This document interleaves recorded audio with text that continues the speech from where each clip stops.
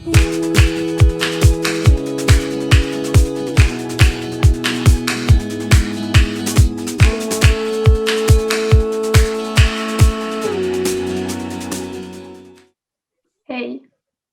Hi there. Hey. My name is Nora. Tekla. Say that again. We're talking over each other. Let's take turns, just this once. Hey, my name is. Va? Ja, Tekla. Nora. Astrid. Edith. This is a play. Kind of. Also, not a play. Let's not worry about what this thing's called. What we might have started to call it. This thing we always done when we get together. Whatever we started to call together. And some of us watch and listen. And some of us speak and listen. Whatever we're calling this right now, this is one of those. It's meant to take place wherever it takes place. It's meant to take place. Here. Which could mean wherever you are. And everyone else is wherever they are. Joining together our hears to make a single here. Bolting them edge to edge on a screen. Like self-assembly plastic storage boxes. For human heads. And if that's true, then let's tell you about our own worlds outside these boxes. I'm in Sweden and it's grey.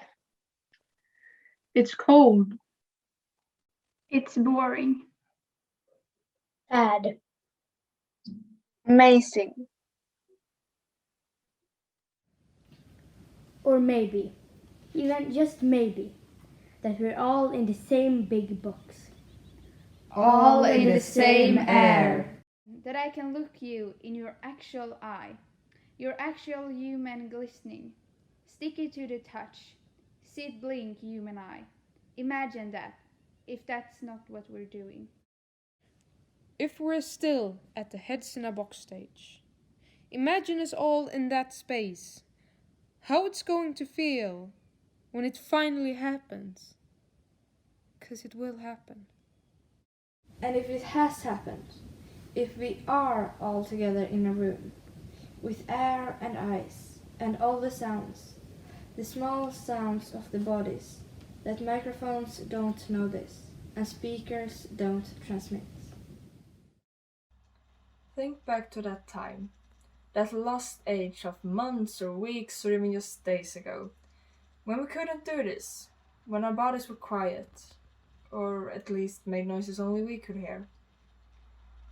When the only clue to our real existence, our real world existence, was when we froze or glitched, or when we had to leave and return while we stayed in the exact same place.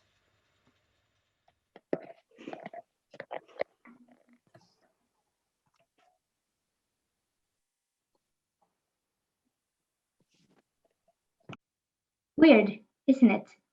How whatever you're doing now, how whatever way you're doing this right now, can so quickly become the only way to do it. The only way we've ever done it. Even though some things might be different.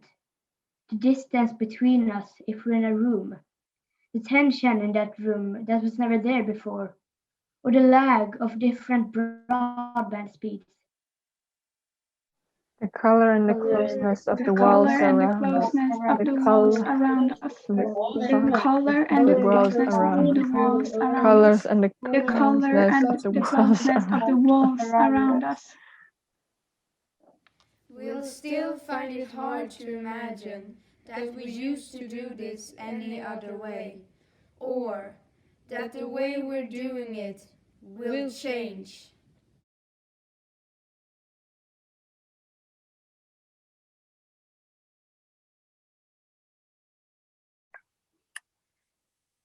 Anyway, this This play, this thing, this poem, whatever we choose to call what's happening doesn't matter. But it has a name apart from that. And the name of it is Hold Out Your Hand.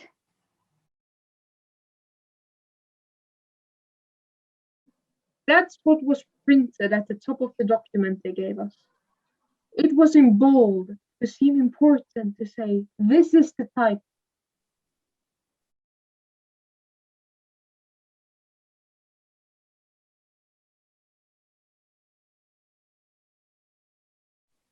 But we're not so into that. Hold out your hand. We're not into that.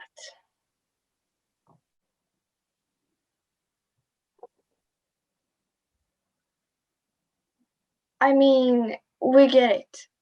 We're not stupid. We get that someone thought it sounded hopeful about connection and contact. But it's a bit thin, isn't it? A bit on the blunt side. A bit of the kind of empty optimism that's just meant to get us through this. Like something you'd say to a child, crossing the road or walking unfamiliar streets to a funeral. Or something. Feels kind but unfocused. Like a compromise or something. Like the guy thought, I want to make something about getting through this. But just that. Not about doing, but about being there. About reassurance and how everything is going to be okay. How if we're just here for each other, everything is going to be okay. So hold out your hand, he thought. That will do, except it won't. It could have been, and this is no disrespect, honestly, mate. We're saying these words, aren't we? No disrespect. But it could have been a better title. What about The Forgotten Months? Or Hid in a Box? Or This Street Have Never Been So Silent? Or When Netflix Became My Best Friend. Or The Never-Ending Nightmare. Or Mute. Or The New Perspective. Or The Pandemic Panic. Or Pandemic in Sweden. Or The Year in Bed. Or A New Time. Or My Online Year. Something that says clearly what's happened and the many shades of feelings, from relief to joy, to the deepest sorrow to total fury. It's possible to feel about it. And whoever wrote this, for example, I'm sure it's a man, isn't it? Yeah, it's a man. I'm sure he would agree that there is no way he can really get in our heads. There's a lot he doesn't know, a lot he doesn't want to guess, a lot he thinks but he knows is wrong, and the rest of it he's making up. He wouldn't know. How could he? The lowest point for me was that I actually can't remember anything of what happened. Nothing at all. Well, kinda lost my best friend. The highest point for me was when I was able to hug my grandpa again after he got the vaccines. The lowest point of my year was all my activities were cancelled, not being able to see my friends. I was chained to a chair in front of the computer all of a sudden, and I couldn't leave. And the highest point for me was discovering so many new ways to do things in a way you'd never thought would be possible. Or maybe I am lying to myself to be able to keep my sanity. The lowest point this year for me was not seeing my relatives and friends that I normally do. And the highest point this year was actually distance learning, to be able to attend to school but staying at home. The lowest point for me this year was not seeing my relatives at all. And the highest point for me was when I realizing you can meet and have activities outdoors. The lowest point of this year for me was when my friend called at night time with COVID and breathing problems. It was scary. I hate when people feel bad. And the highest point for me was, well, I'm still waiting for my highest point. I mean, how could you know that? But anyway, here we are. Probably when this is happening, when we are saying this, when you are hearing this, we're still a bit spooked. Still a bit scared of touching each other. Everyone feeling a little bit like we've been walking down a corridor that's lined with cheap carpets, and we're about to touch the door handle. Most of us have learned to move through our lives like ghosts, as the world changed around us in ways it never has before. Ways that we had to find words to describe. It was like slamming a door shut behind you and realizing you're not locked out, you're locked in. No, that's not it.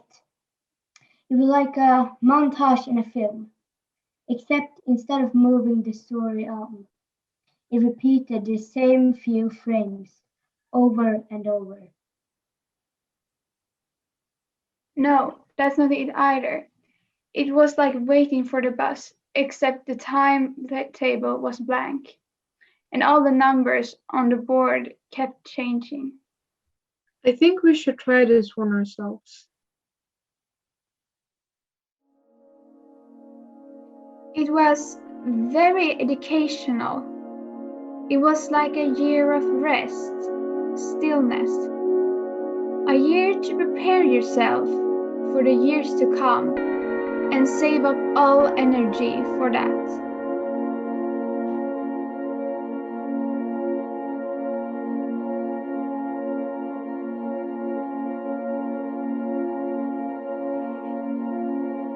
For me, it felt like everything had been still, but at the same time, the fates have shoved every shitty event that should have happened over the course of 10 years into one, but didn't care to throw in the good ones.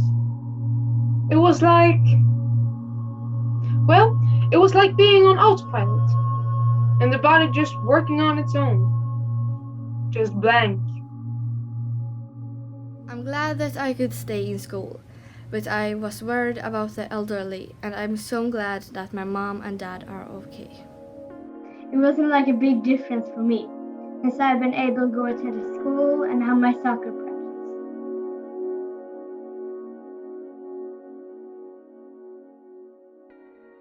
That's what it was like. Maybe it still is.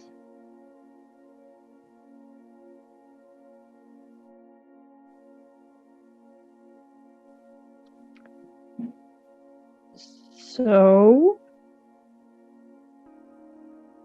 anybody else have any weird dreams?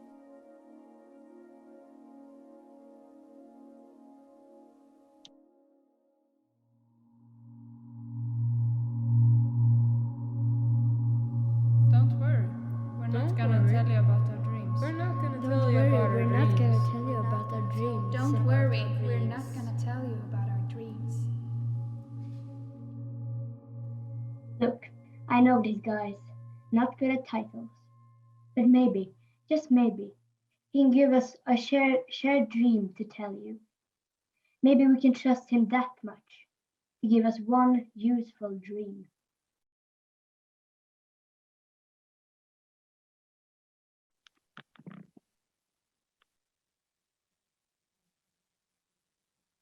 It's worth a try. So I had this dream where I was walking outside, but it wasn't my outside, as in not what I'd see if I went out the door. It was an outside that differed in certain very important respects. from anywhere I'd normally find myself. It was huge. For one thing, not streets or houses, the sky, not just a ribbon stretched out over a road. Glimpse between the artificial horizon, made by buildings, closing in on either side. It was bigger, even the landscapes, without buildings, wider than moorland, more distant than the glimpse you get sometimes of distant hills. The ground was flat, not grass flat or rock flat or artificial car park flat, but the flat of an afternoon spent looking out the window. A leafless winter tree, and the ground, the color of the light fading on a wasted day, and the sky thrown over like an overwashed bedsheet, and the sun invisible, light just seeming to come from every direction, no shadows, no bright. And me, not even in the middle of this, because there is no middle. If you can't see the edges, just there, like in my body. I was definitely in my body. I was absolutely, definitely me, wearing my clothes, my height, my hair, my skin, standing on that empty ground in a colorless dream version of my everyday shoes. I stood there for a long time. Is that it? Is that a dream? No, I was just doing a long time. Sorry. It's okay. I stood there for a long time. And I thought, do you ever think in dreams? It's really difficult. But I thought the world's gone. And then I thought about if that was true. And at that moment, it felt true. Then really, what's been lost? I didn't really feel grief.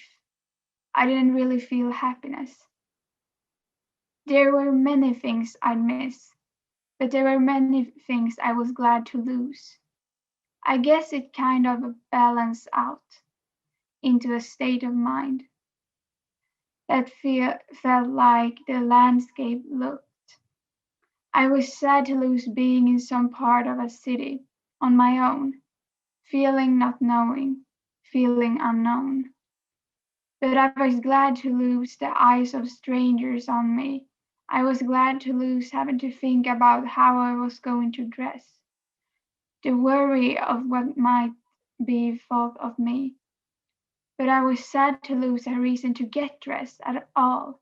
I was sad to lose some kinds of touch, but I was glad to lose some other kinds of touch.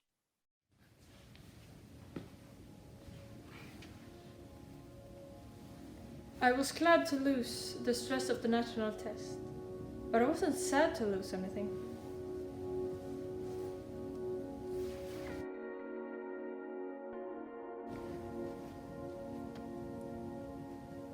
I was sad to lose all the time when you could have been doing funny things, like traveling. And I was glad to lose all the pressure to be social, that you had to hang out with friends or someone all the time.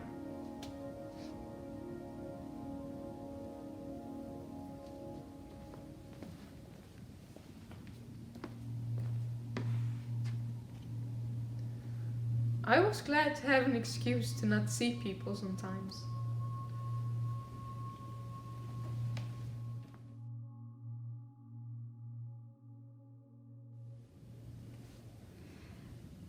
I was sad to lose fake friends. I was glad to find out what was fake.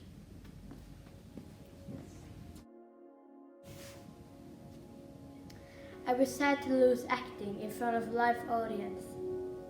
Glad to lose? No, nothing. But most of all, I think it was control. I was sad to lose control. It was like the whole world was a mug that had just been dropped. You know, that moment when you just made a drink and everything's right in your life. Then, for some reason, for some completely stupid reason, the mug snaps in your hand and your fingers flash through empty air. And for a frozen fraction of a second, the whole thing's laid out before you. There's nothing you can do but watch its spinning progress to the floor. Well, the way you feel in that moment, like a bystander at an accident. Except the accident's your life. That's the way the dream felt. Standing there, in all that emptiness, except, and this is important, except this isn't real life. In real life, the mug was dropped, somewhere unknown, the other side of the world. Nature had made us a cup of tea, and we fumbled it. We were standing in the universe kitchen, watching everything we carried fall tumbling to the tiles. Who knew the universe had tiled floor, eh?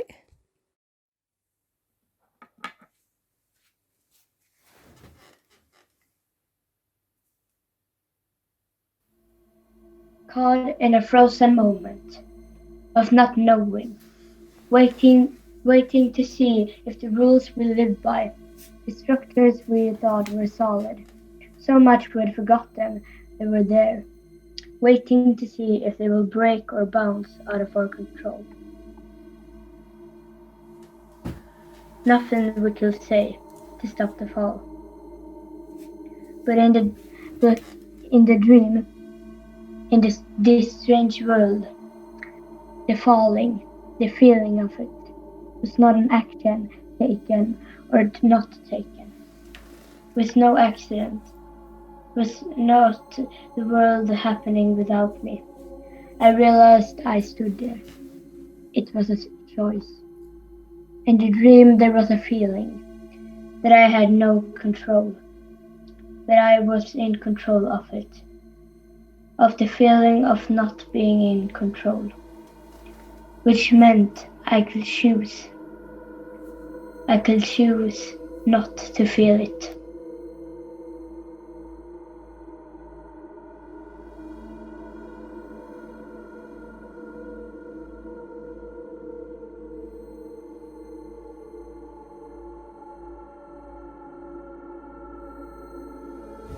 It was just me.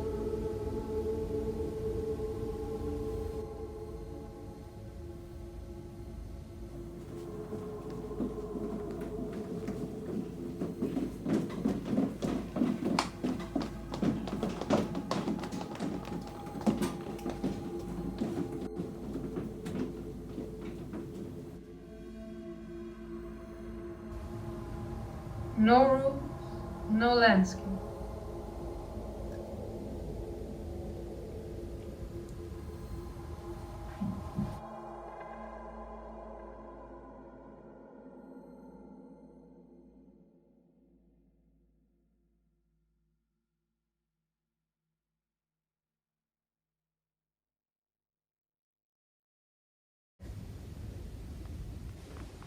No buildings, no rocks.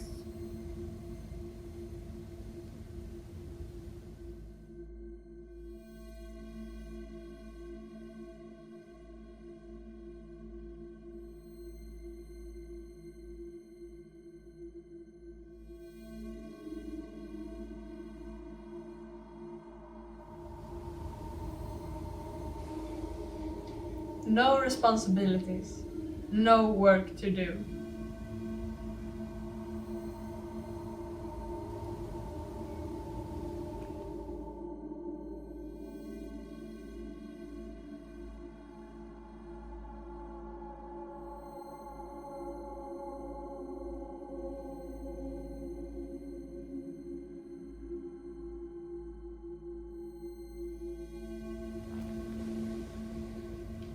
everything waiting, everything suspended.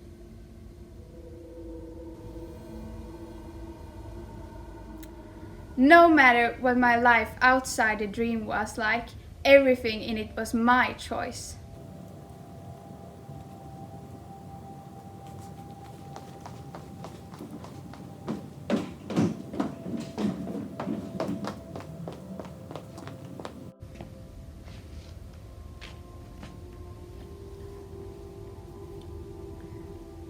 And I wasn't used to that. Not used to that at all. And I stood there, just waiting, waiting for something to happen.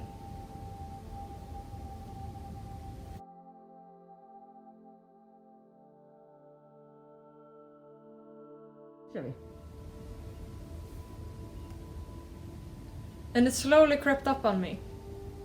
Fearful, yeah, but kind of thrilling.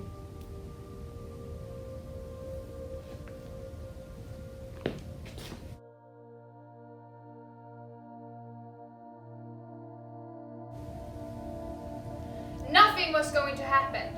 Nothing was going to happen! Nothing was going to happen. Nothing was going to happen. Nothing was going to happen. Nothing was gonna happen unless I made it happen.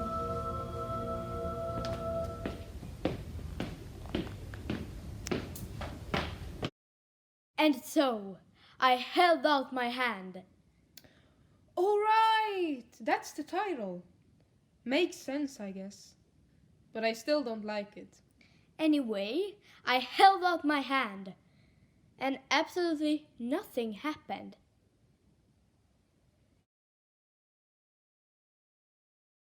I guess I thought once I realized that what happened was in my power, I'd figure it would come easy. Like, hold out your hand, and bam, there's a... What? Bam, there's a fountain. A fountain. I don't know. It was the first thing I thought of. A fountain! I think I thought it just flow. Like film magic. Like game magic. Like the power in me was point and click. But it didn't. I had to really think about it. I had to start off simple. Which seemed a bit unfair. It was my dream after all. But apparently, I didn't make the rules. I collected myself. I held out my hand. I started simple. And I closed my eyes, and I opened them. And something had almost happened. There was still flatness, still nothing. But maybe, just maybe. It was slightly bluer, nothing than before. Thing is, I could feel the power like a spring inside me. Both kinds of spring, I mean. The water kind and the metal kind. Like it was gushing out but also winding up. And the way to be in charge of both those things at once was to use them both. Think simple. Think blue and let it flow out. But also keep the tension, the direction, by answering the question, what kind? I thought blue, but this time thought the blue of the sky. Not just any sky, all skies are blue, but the blue of a sky seen in summer, when you've been up all night. Maybe you climbed up on a roof. You're the highest point in your surroundings, and the horizon you can see knows the sun is on its way, but not for a while. No clouds or anything. No light in any of the houses. And just at the end of the dark, there is that blue says the morning's coming. That blue, I thought, that one. And I held out my hand, stretched my fingers wide, closed my eyes, opened my eyes, and the blue in my head was the whole world. And the world was still simple, featureless and flat. But that hopeful, gentle blue of almost morning was laid across it and within it, like it always has been there. And it felt strange.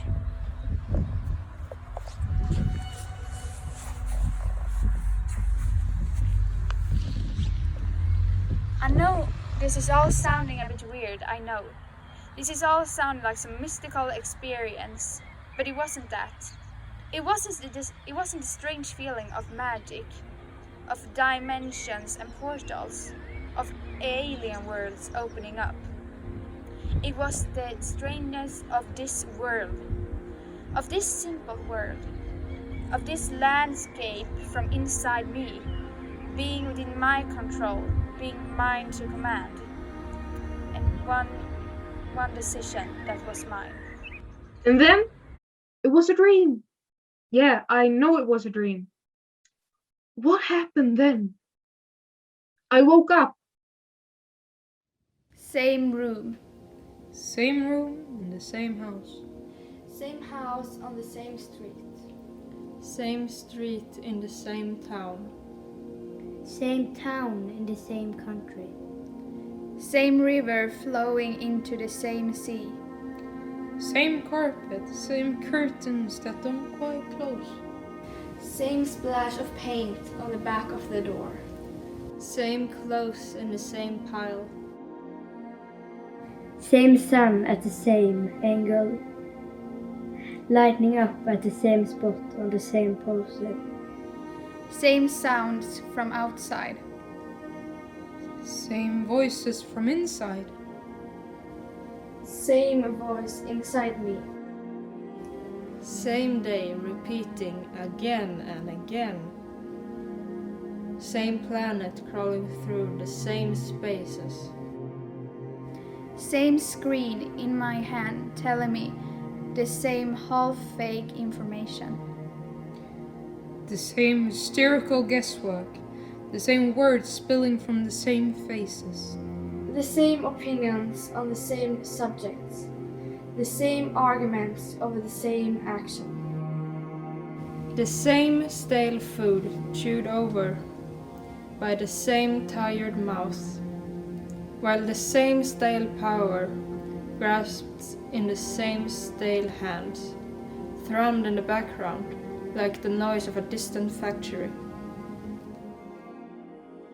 Turns out the way the dream feels isn't a dream. And this is what I believe we're here to say. As far as I can tell, that feeling, being swept up in events you can't control. As the weather patterns change.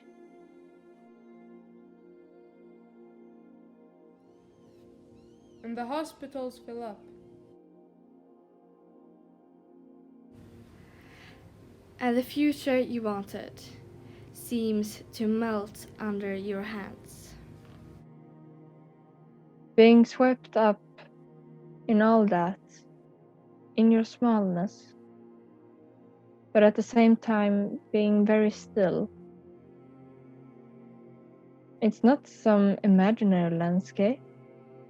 It's the way life feels right now.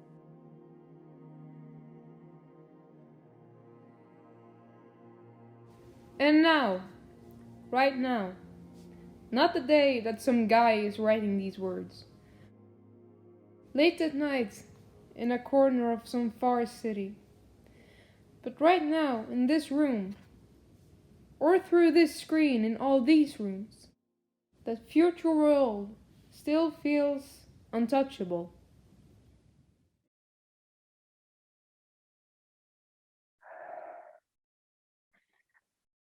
We're not despairing.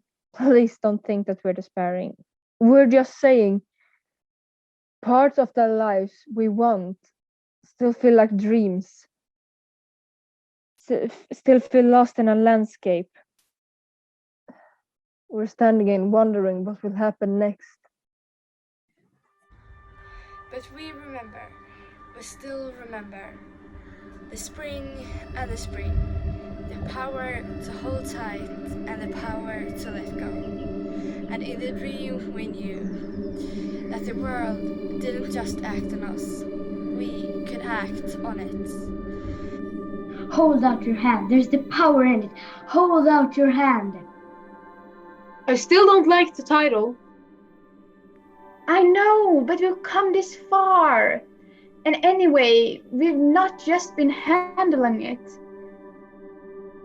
We can do what we like. We can do whatever this is. We can make it into something of our own. Carry on our own terms. Are you ready? Whether we're saying these words while we breathe the same air, or we look at different screens. Whether we've come miles to be together, or we're miles apart and all together. If we can't say what we want this world to be, then we're alone, trapped in our own dreams. Hold out your hand. This is how it starts. The trick of it is realizing we don't have to dream it. Hold out your hand. Let it break out of the landscape, through the edge of the monitor, through the distance between us.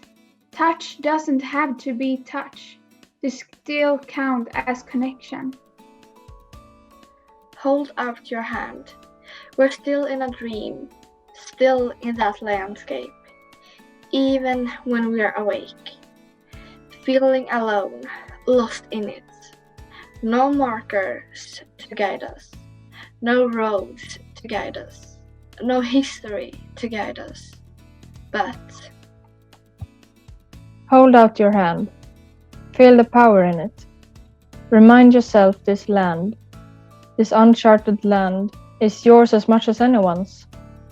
Put the marker in the ground. It doesn't have to be nearby. Somewhere where do you like it to be?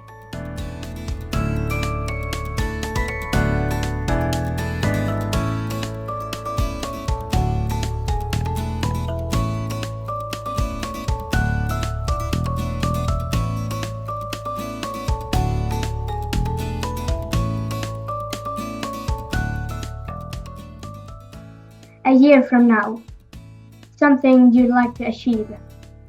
10 years from now, some change you'd like to see. Tomorrow, doesn't matter. The important thing is it starts with you.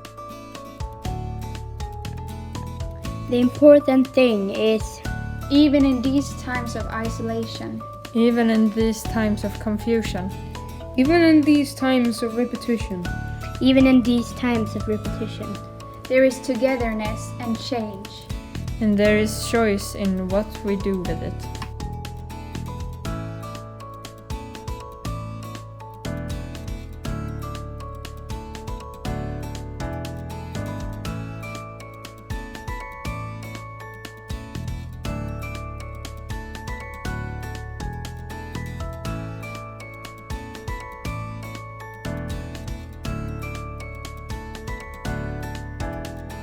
one decision that is mine, and a choice to share it.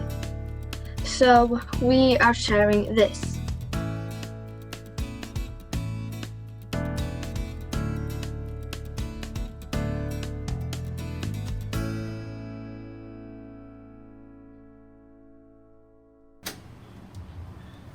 I'm letting go of the weather, and I'm keeping my good spirit.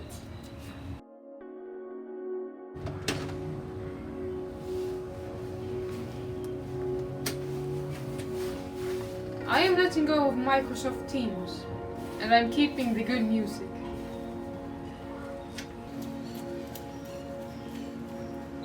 I'm letting go of all stress and I'm keeping Iron Man.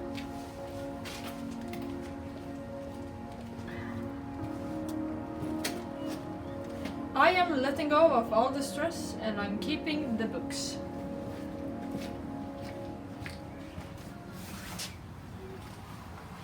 I'm letting go of fake people and I'm keeping real friends and family.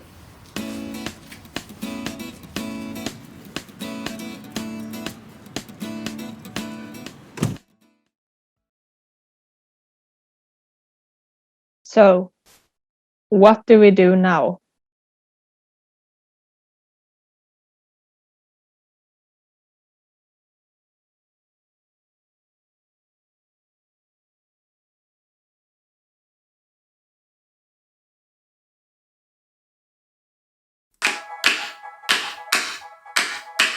you.